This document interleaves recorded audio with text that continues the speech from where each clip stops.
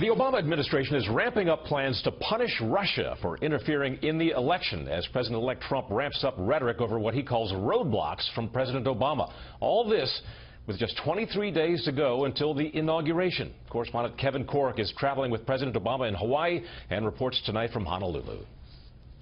A parting shot at Putin. That's what some are calling the White House's decision to hit the Russians with a new wave of economic sanctions for cyber hacking during the run-up to the 2016 U.S. election. Sources tell Fox News that punishment could come as soon as Thursday, though some GOP lawmakers are questioning the timing of the administration's decision. Here's what I would prefer. Let the new Congress and the new president deal with Russia, pass new sanctions much tougher than the ones we already have. It's the latest in a series of major moves by President Obama, who's just weeks away from leaving office, but has remained aggressive during the lame duck period. From barring states from denying federal money to Planned Parenthood, to a permanent ban on energy development in parts of the Arctic and Atlantic Oceans, and scrapping a dormant registry for male immigrants from a list of largely Muslim countries.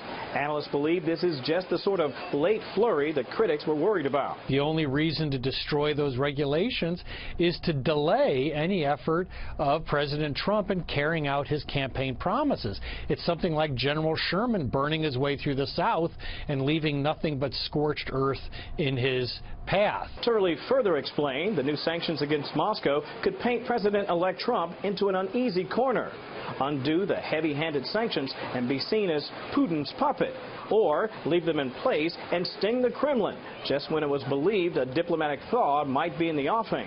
Mr. Trump has certainly noticed the president's shift in both tone and action, tweeting, "Doing my best to disregard the many inflammatory President O statements and roadblocks. Thought it was going to be a smooth transition. Not." With respect to the transition, I think they would be the first to acknowledge that we have done everything we can to make sure that they are successful, as I promised. A broken promise, say experts, that the president-elect ultimately will have to clean up. No surprise, Doug, the Russians wasted little time in reacting to the news of a possible new round of sanctions that could be headed their way. The Kremlin saying simply they would retaliate against Washington, with a foreign ministry spokeswoman saying this whole episode has been orchestrated by the White House, calling it a provocation directed from the very top. Doug? Kevin Corke in Honolulu tonight with President. Thank you, Kevin. Hi, I'm Eric Bolling in for Bill O'Reilly. Thanks for watching us tonight. Let's dive right into our top story, the feud erupting between Donald Trump and President Obama. Critics say the president took a thinly veiled shot at Mr. Trump yesterday when he said this. Even when hatred burns hottest, even when the tug of tribalism is at its most primal, we must resist the urge to turn inward. We must resist the urge to demonize those who are different. President-elect Donald Trump responded with a tweet this morning saying, quote, "Doing my best to disregard the many inflammatory President O statements and roadblocks. Thought it was going to be a smooth transition. Not," unquote. The question now, is President Obama obstructing a smooth presidential transition? Joining us now from Washington with reaction, Matthew Miller, a former Justice Department spokesman in the Obama administration, and Brad Blakeman, a Republican strategist. Matt, I'm going to start with you. You know, the smooth transition of power in the presidential level is what distinguishes democracies from banana republics. It's very important, yet President Obama seems to be wanting to put a little bit of a roadblock in between the smooth transition. Well, I would disagree with that. If you look at what the president said yesterday, it's in keeping with everything he said throughout his political career, that we are at our strongest as a nation when we work together, when we put aside our political differences, and when we don't demonize each other. And in fact, those are the type of remarks you've heard from presidents of both parties really throughout our history. I think the fact that Donald Trump saw those statements and felt that they were an attack on him, a plea that we don't demonize each other. He thought it was a personal attack. Even when hatred burns hottest. Yeah. What was that a reference to? Well, I think it was a reference to Americans. It was a plea from the president to every American to not demonize each other and to try to work together. And I think the fact that Trump sees that as an attack on him really says more about Trump and the kind of politics that he practices than it does about President Obama. Brad, do you agree with Matt that this was not a thinly veiled shot? I mean, it doesn't even look that thinly veiled. And basically, over the last couple of weeks, we've heard President Obama take a few shots at President-elect Donald Trump, including, "I would have beat him if I ran again." Sure. I mean, this is calculated at delegitimizing the fair and free election that Donald Trump won. Look, Barack Obama can't come to terms with the fact that a rebuke of Hillary was a rebuke of him. 8 years of failed policy. The president went on the road and pleaded with people to vote for Hillary because it would be a reflection on him, and he just can't accept it. But I'll tell you this, Donald Trump has been working every day for a smooth transition of power. Barack Obama has not. He has not done it. We've seen it with Israel.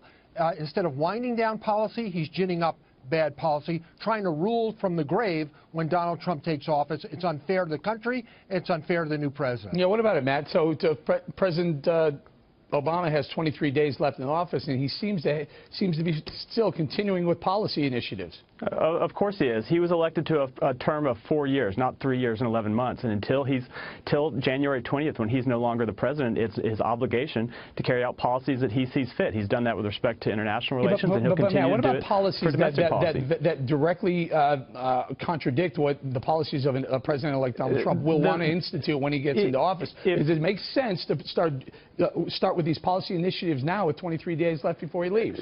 Sure. If President-elect Trump wants to reverse some of these policies or take the country in a new direction when he's president, that is absolutely within his right. But until he becomes president, President Obama still has the obligation to carry out his duties as he sees fit. And it's natural that he would do it, and I expect him to continue to do it between now and January 20th. And Brad, what is this about? Is this about Obama legacy?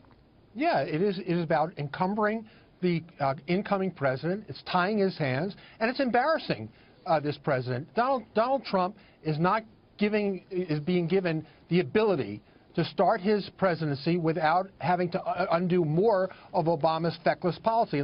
And also, we have to remind this. Obama's first priority right now in the transition period is a smooth transition of government. That should be taking up all his time, but it's not. And he's sending also a message to others who are supposed to be working on a smooth transition that let's not do what we should be doing for Donald Trump. Let him fend for himself when he takes office. Because if you believe what Matt says, that a smooth transition isn't necessary because Obama's policies trump that. It is. It's the only thing that separates us from lesser democracies, as I said earlier. Matt, let me ask you this. I'm going to posit this.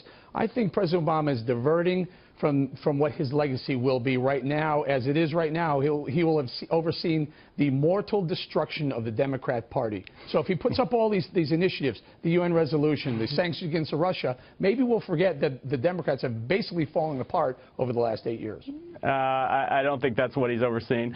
Obviously, we lost this election. It happens. We're going to go back and work and try to learn some lessons and come back stronger. I did want to address what Brad said about the transition. Even the Trump transition has said that at an operational level, the Obama administration has worked very hard to brief their successors on policy, to hand over things smoothly.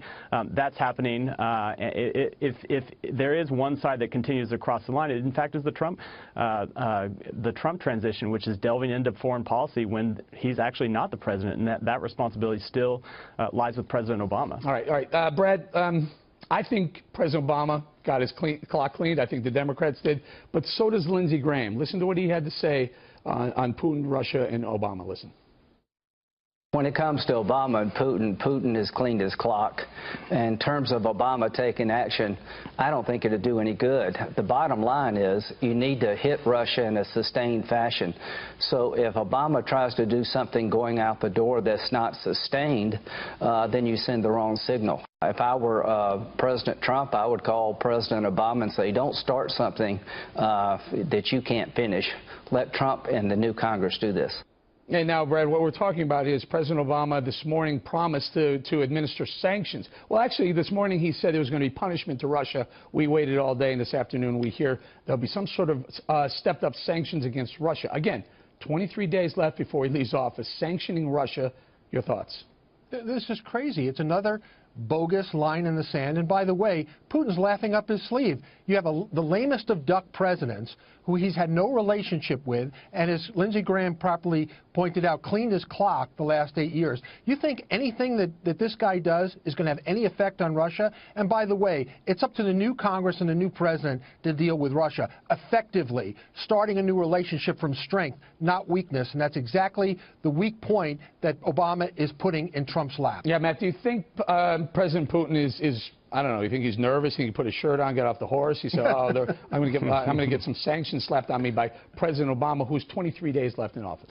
Well, let's see what the sanctions look like. Here's the problem that we face right now. Yeah, but So what can they do? If they're toothless sanctions, it doesn't matter anyway. So what's this all about? We don't know yet whether they're toothless or not. They might directly sanction Putin himself, who we know has stored billions of dollars in accounts outside of Russia. Do you think? But do you honestly stand here on the factor tonight at 8:07 or so and say that President Obama is going to sanction Vladimir Putin directly? I don't think we know. I think we'll find out tomorrow. It might be him. It might be people close to him. But we do know that the sanctions in the past, Putin has reacted very strongly to them. But here's the problem. The reason President Obama has to do this is we cannot trust President Trump when he takes office to punish Russia. Remember what he did during the campaign. He encouraged Vladimir Putin the American people trusted him enough to elect him. That's the point. That doesn't mean that everything he did was above board. He encouraged Vladimir Putin to hack into the Clinton campaign's emails.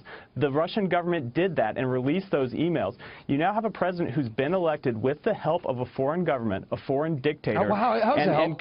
How do you help? Can you put him on? This is a left talk. This is the left talking point. Tell us how he helped. He helped by hacking into the Clinton campaign's emails, by turning those emails over to WikiLeaks to discover truth. I'm glad to see that you support a foreign government hacking into the U.S. political process.